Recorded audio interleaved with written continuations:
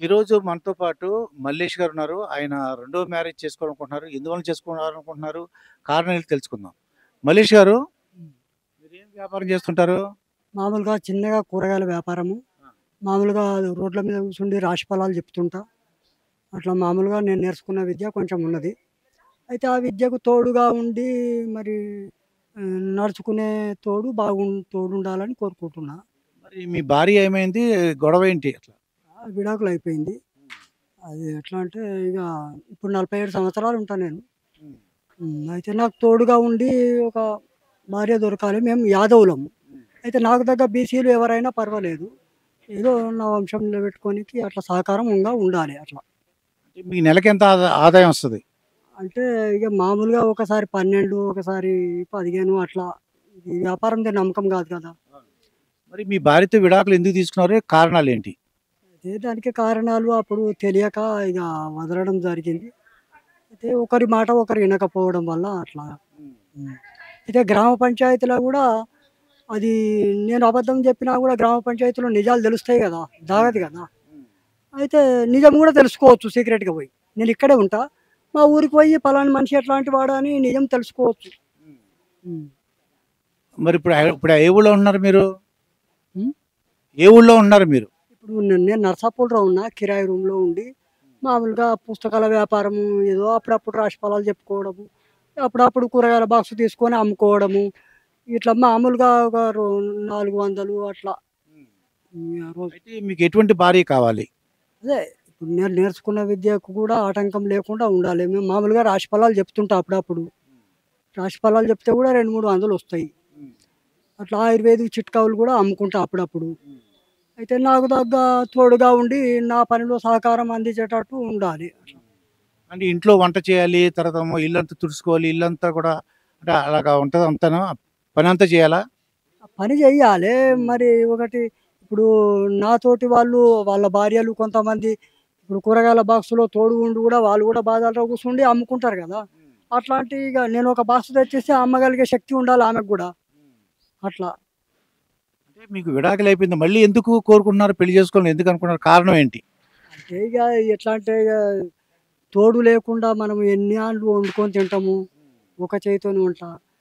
హ్మ్. అట్లా ఇగ చింతన చేసుకుంటా కూర్చుంటే బీపీ, షుగర్లు ఎక్కువైపోతున్నాయి ఈ లోకంల.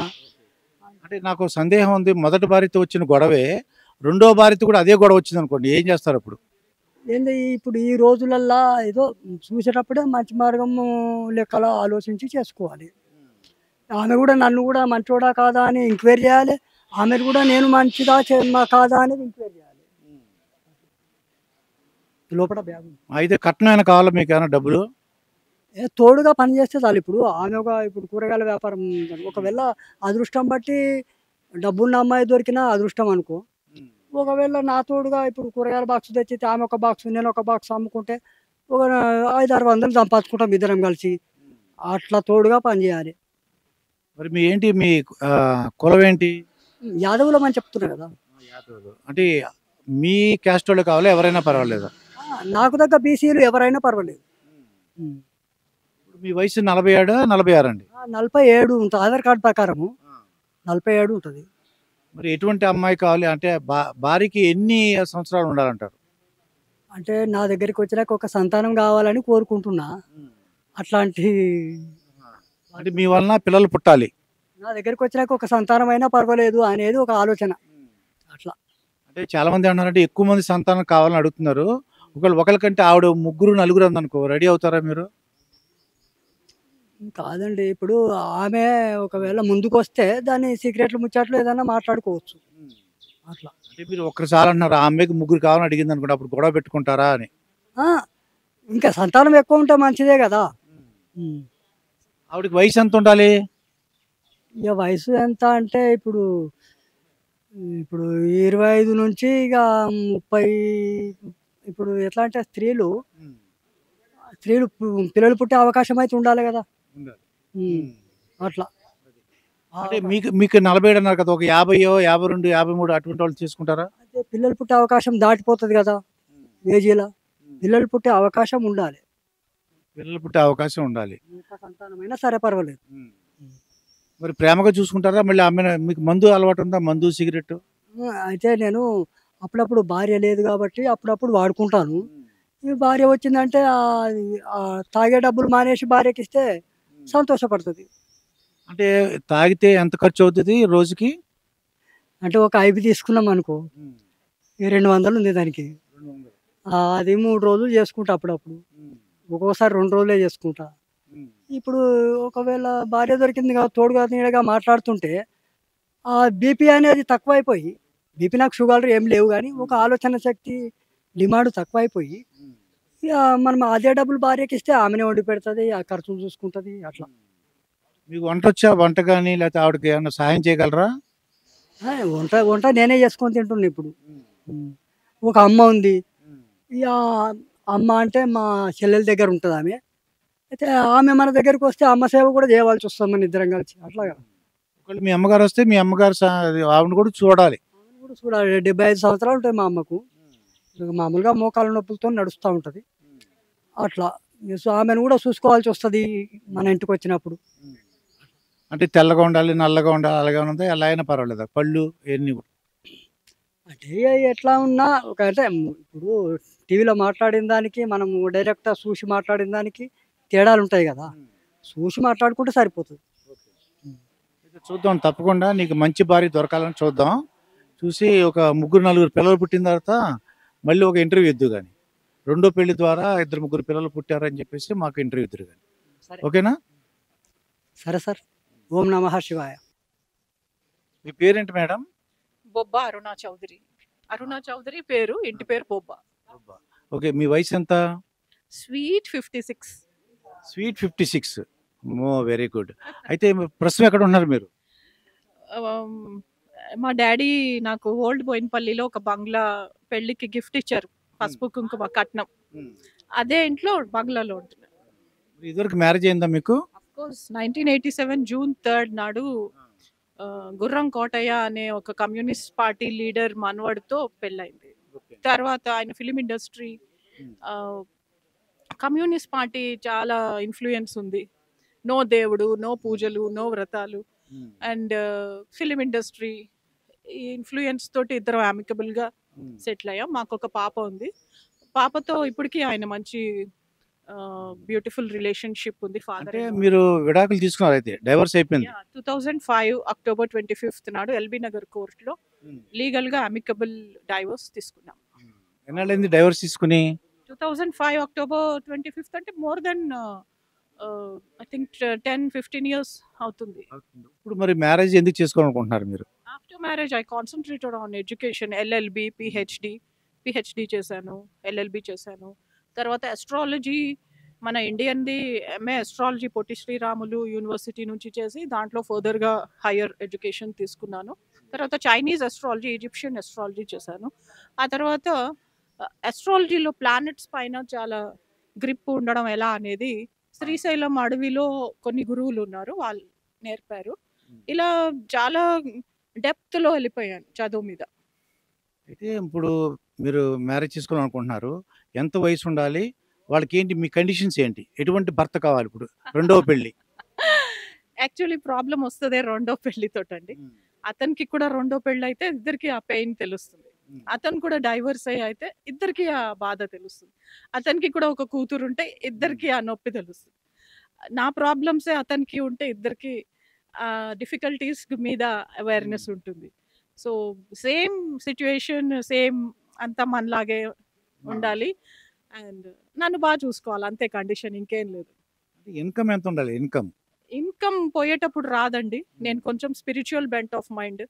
ఈరోజు కూడా ఎవరో నాకు ఫోన్ చేసి నాకు తెలియనే తెలీదు. అదే కృష్ణారెడ్డి గారితో అన్నా. నాకు తెలియని వాళ్ళు నాకు ఫోన్ చేస్తే నాదేం బాధ్యత? నాకసలు వాళ్ళెవరో తెలీదు. భీమవరం రాజులు అంట ఫోన్ చేశారు. ఇట్లా భీమవరం నుంచి ఫోన్ చేసి చెప్పారు. వాళ్ళు రాజులు, వాళ్ళకి 100 ఎకరాలుంది. నాకేం సంబంధం అండి? పోయేటప్పుడు 100 ఎకరాలు వస్తదా మనతోటి? లేదు, లేదు నన్ను అంటే మరి చూసుకోవాలి. ఇప్పుడు మీరు రెండో పెళ్లి చేసుకున్నారనుకోండి. ఆయన మీరు ఎలా బతుకుతారు? మరి ఆయనకి ఇన్‌కమ్ ఉండాలి కదా! ఎంతో కొంత ఇన్‌కము. నాకు 10 కోట్లు ఆస్తి ఉందండి. మీకు. మా కూతురికి 39 కోట్లు కట్నం ఇచ్చాం. అయినా నాది నా షేర్ నాకుంది. దాంతోటి హ్యాపీగా ఉంటాం. అయితే ఆయనకి ఆదాయం లేకపోయినా పర్వాలేదు. నన్ను చూసుకోవాలి. బాగా చూసుకోవాలి. ఆదాయం ఓకే. ఉండకూడదని ఏం లేదు. హ్మ్. నేను అనుకుంటున్నా ఆయన్ని కొంచెం అంటే మంచి బొటిక్ ఒకటి స్టార్ట్ చేస్తే మార్నింగ్ అంతా ఆయన చూసుకుంటారు. ఈవినింగ్ 5-6 నేను బొటిక్ చూసుకుంటా. మళ్ళీ తర్వాత ఆయన వచ్చి చూసుకుంటారు. అట్లా ఇద్దరం we will do something creative. మీ క్యాస్ట్ ఏంటమ్మా? మేము చౌదరీస్ కమ్మోళ్ళు, పెద్ద కమ్మోళ్ళు. పెద్ద కమ్మోళ్ళు. మీకు అదే క్యాస్ట్ కావాలా? ఎవరైనా పర్వాలేదా? ఏ క్యాస్ట్ అయినా పర్వాలేదు. కాకపోతే మిమ్మల్ని బాగా చూసుకోవాలి. నన్ను బాగా చూసుకోవాలి. నన్నేం అనకూడదు. సినిమాలకెళ్తే ఎందుకు సినిమాలు చూస్తున్నావు అనకూడదు. డ్రెస్సులు ఎక్కువ కొంటున్నావు ఎందుకు అనకూడదు. వారానికో డ్రెస్ కొంటావా అట్లా అనకూడదు. స్వీట్లు తింటుంటే కూడా ఏంటి ఎన్ని స్వీట్లు తింటావు అనకూడదు. జనరల్‌గా స్వీట్లు తింటే మనోళ్ళు ఆంధ్రోళ్ళు అమ్మో ఇన్ని స్వీట్లా అంటారు. అలా అనకూడదు. ఇంకేంటి కండిషన్స్? అంటే ఆయనకి వయసు ఎంత ఉండొచ్చు? మీది 56, ఆయనకి ఎంత ఉండాలంటారు వయసు? ఆయన నాకన్నా చిన్నోడైనా పర్వాలే, పెద్దోడైనా పర్వాలే. అంటే మరీ ముసలోడు కళ్ళు కనిపించట్లేదు అట్లాంటోడు కాదు. ఒక 5 ఏళ్ళు నాకన్నా చిన్నోడైతేనే కొంచెం నేను డామినేటింగ్ మైండ్ అండి. నాది చాలా డామినేటింగ్ మెంటాలిటీ. అందరూ అంటారు, మా అన్నయ్యలు అంటారు, నీది చాలా డామినేటింగ్ మెంటాలిటీ. నీకన్నా ఒక 5 ఏళ్ళు చిన్నోడైతేనే బెస్ట్. లేకపోతే ఈగో క్లాషెస్ వస్తాయి, ఈగో ప్రాబ్లం వస్తుంది. నీకన్నా కొంచెం పెద్దోడైనా. నేను సరదాగా అంటున్నాను, నేను తప్పు చేస్తూ కొట్టేస్తారా ఏంటి? నాకు కరాటే రాదండి, నేర్చుకుంటా. పెళ్ళయ్యాక నేర్చుకుంటా. మీ ముచ్చట తీర్చి మీకు వీడియో కూడా పంపిస్తాం.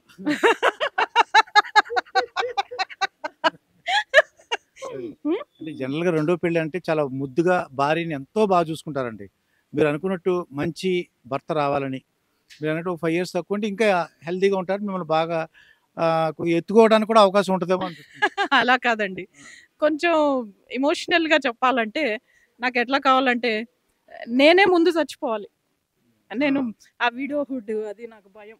బొట్టు తీయడం, మా ఫాదర్ చనిపోయినప్పుడు మా మదర్ది బొట్టు తీసేశారు. అప్పుడు నేను చాలా బాధపడ్డా. సో నేను ఎప్పుడు విడో అవ్వకూడదు. I don't want to become widow. అందుకని నాకన్నా 5 ఏళ్ళు చిన్నోడే కావాలి. నేనే ఫస్ట్ చచ్చిపోవాలి, ఆయన ఉండాలి. చాలా అంటే చాలా ఎమోషనల్ అవుతున్నారు అసలు. మ్యారేజ్ అంటేనే అది ఒక ఎన్నో సంవత్సరాలు, ఎన్నో యుగాలు, జన్మల బంధం కదండి. ఎన్నో జన్మల నుంచి వస్తున్న రిలేషన్షిప్. ఈ రోజు కొత్తది కాదు కదా. నేను డేరింగ్ అండ్ డాషింగ్ చౌదరి అనుకున్నాను, కానీ మేడం గారు ఇంత ఎమోషనల్ అవుతున్నారని అనుకోవట్లేదండి. నిజంగా రియల్లీ గ్రేట్. Thank you. ఎటువంటి భర్త కావాలో మీరు చెప్పారు నాకు. మీకు కోట్లు వస్తున్నది, అయితే మిమ్మల్ని బాగా చూసుకోవాలి. అంతేగాని అంటే అతను కొద్దిగా ప్రాపర్టీస్ ఎప్పుడు మీ దగ్గర ఆస్తులు ఉన్నాయన్నారు కదా, అవన్నీ కూడా మీ పేరున ఉన్నాయండి? నా పేరు మీదే ఉంటాయండి. తర్వాత కూడా, తర్వాత నేను చనిపోతే మా కూతురుకి వెళ్తాయి. కాకపోతే ఆయన అనుభవించవచ్చు, ఎంజాయ్ చేయొచ్చు. ఆయన బ్రతుకున్నంత కాలం హీ కెన్ ఎంజాయ్. అంటే మీ ఆస్తులు ఒకళ్ళు మ్యారేజ్ చేసుకుంటే ఆయనకి చందవా తర్వాత? ఆయన బ్రతుకున్నంత కాలం హీ కెన్ ఎంజాయ్ అండి, బట్ హీ కెనాట్ సెల్. మా ఆయన మన ఆస్తిలో ఉండొచ్చు, పొలంలో ఉండొచ్చు, కానీ అమ్మలేరు. అమ్మకూడదు. అంటే మీ తదనంతరం మీ పిల్లలకు వచ్చి చెందుతుంది. మా కూతురు, మాకొకటే కూతురు, కే తనుజా చౌదరి. ఆ అమ్మాయి బెంగళూరులో ఉంటుంది. ఆమెకి వెళ్ళిపోతుంది ఆటోమేటిక్ ఆస్తి. కానీ ఆమె కూడా ఏం అభ్యంతరం చెప్పదు. అమ్మ నేను చనిపోయేదాకా ఈ పొలంలో ఉంటా, ఈ ఇంట్లో ఉంటా అంటే ఓకే అంకుల్, ఓకే బాబాయ్, చిన్నానా అంటది. మరి మీ పిల్లలు అబ్జెక్షన్ పెట్టలేదు? ఏంటమ్మా 50-60 వయసులో పెళ్ళి ఏంటి? మా కూతురు హైదరాబాద్ పబ్లిక్ స్కూల్లో టాపర్. ఆమె క్లాస్మేట్స్ అందరూ సీఎంలు, వైఎస్ జగన్ బాబాయ్ కూతురు నిఖిల, అండ్ రామ్ గోపాల్ వర్మ గారి అమ్మాయి Revathi, and Kiran Kumar Reddy chief minister of Andhra Pradesh వాళ్ళ అబ్బాయి. ఆమె క్లాస్మేట్స్ అందరూ ముఖ్యమంత్రులు పిల్లలు. సో ఈ ఆమె మైండ్ కొంచెం బ్రాడ్ మైండే. అసలు యాక్చువల్లీ ఆమెనే, నాకు అసలు ఇంట్రెస్ట్ లేదండి, టు బీ ఫ్రాంక్ హానెస్ట్, నాకేం ఇష్టమే లేదు. కానీ ఆమె మమ్మీ నువ్వు ఒక్కటే ఉండకూడదు, నువ్వు చాలా ఎడ్యుకేటెడ్, ఇంకా అడ్వకేట్ ప్రాక్టీస్ కూడా నాకు అస్సలు ఇష్టం ఉండదు.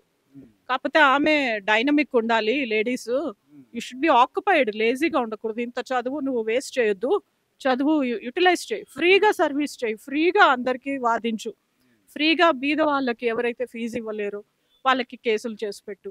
అంత చాలా మంచి అమ్మాయి అండి. అయితే మేడం గారు మీకు తప్పకుండా మంచి భర్త దొరకాలని, మిమ్మల్ని బంగారు బొమ్మలాగా అల్లారు ముద్దుగా, నేను ఆయనకు ఒక మరీ చిన్న పిల్ల అనమాట, మళ్ళీ ఇంకో పిల్ల ఏమండి అలా దొరకాలని కోరుకుందాం. God bless you. Thank you. Me number ఇవ్వండి మేడం.